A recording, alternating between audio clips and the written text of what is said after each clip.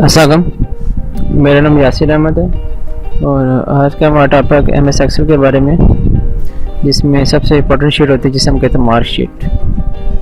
Marksheet का मतलब होता है जब भी हमारे पास एक क्लास है तो उसके हमें मार्क्स निकालने हो तो वो हम किस तरह की शीट डिज़ाइन करेंगे। ये मैंने आपके सामने सिंपल सा बना हुआ है। मैंने सिंपल लिखा है मार्कशीट, बच्चों को रोल नंबर, नेम, बाकी फिजिक्स, मैथ, बायो, केमिस्ट्री और कंप्यूटर के मार्क्स हैं। अब इसमें 3-4 चीज़ें निकालनी है। पहली चीज़, हम अपने मार्क्स कैसे निकालेंगे, परसेंटेज कैसे निकालेंगे और उनका ग्रेड कैसे निकालेंगे। तो सबसे पहले हम निकालते हैं रोल नंबर। रोल नंबर आप सिंपल लिख लें। मिसाल के तौर पर आपके पास रोल नंबर है 101-102। अब ऐसा तो नहीं है कि अगर मेरे पास 20-50 बच्चे तो सबके मैं नंबर रिटर्न फॉर्म लिखूँगा। सिंपल आपने एक लिखना है, 2 लिखना है, इन दोनों को सेलेक्ट करेंगे और इस पॉइंट्स पे पकड़ कर ड्रैग कर लें माउस। आपके पास ऑटोमेटिक एक अलाइनमेंट आ जाएगी, देखिए आप ऐसे। इसी तरह आपके पास अगर आपने अपने माउस निकालने हो तो सारे नंबर करेंगे यहाँ से सिलेक्ट। होम टैब के अंदर सबसे लास्ट ऑप्शन आता है सम का। आपने एक दफ़ा क्लिक करना है सम के ऊपर। हम जैसे क्लिक करेंगे सम के ऊपर तो आपके पास देखना है ऑटोमेटिक सबके नंबर निकल आएंगे। परसेंटेज कैसे निकालेंगे, मैं जूम कर दूँ। यहाँ पे लिखेंगे आप इक्वल। कभी भी आपने ऑब्टेन मार्क्स लिखने नहीं है। मिसाल के तौर पर मैंने इक्वल लिखा, ये लिखा है obtain marks 288 multiply by 100 divide bye जितने आपके टोटल मार्क्स हो गए। इसके मार्क्स 500 है तो मैंने लिखा 500, इंटर प्रेस किया तो इसके तो मार्क्स निकल आएंगे। लेकिन जैसे ही मैंने क्लिक कर ड्रैग किया तो ये मार्क्स ऑटोमेटिक कॉपी कर देगा। हालांकि यहाँ पे कभी भी ये रिज़ल्ट सेम नहीं आना चाहिए। किसी के मार्क्स 288 है, किसी 355 है, 247 है, किसी का अलग रिज़ल्ट आएगा। यहाँ पे आपने हर किसी को देना होता है cell address. Equal obtain marks multiply by 100 divide by आपके ये मार्क्स। देखिए यहाँ पे बता रहा है H3 का मतलब होता है आपके पास H कॉलम आ रहा है अपने मार्क्स का और 3 इसकी रोस आ रही है।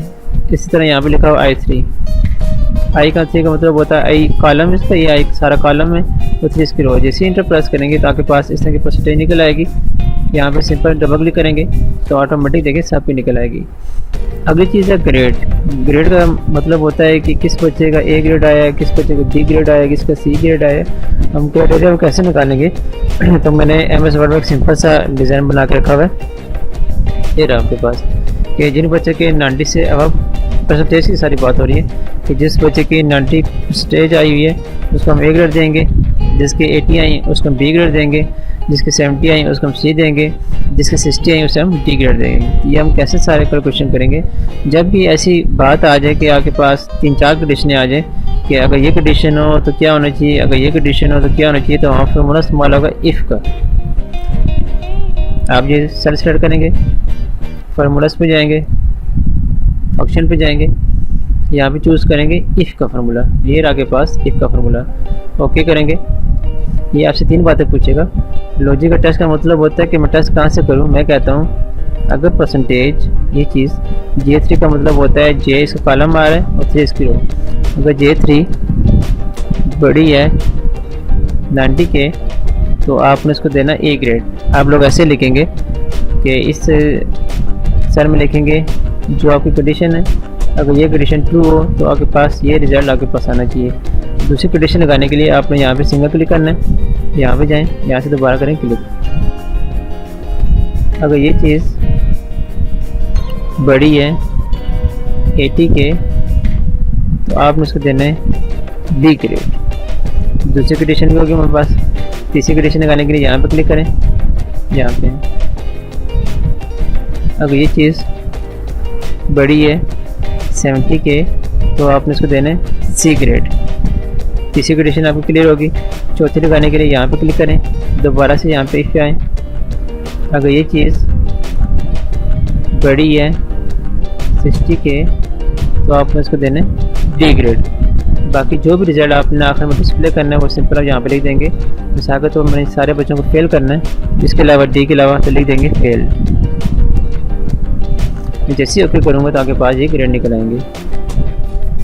बाकी ड्रैग करेंगे, किसी का C आ रहा है, किसी का D आ रहा है, मैं वैसे चेक करने के लिए यहाँ पे 65 है, इसको मैं 91 करता हूँ, देन आपके पास ऑटोमेटिक ये ग्रेड आ जाएगा।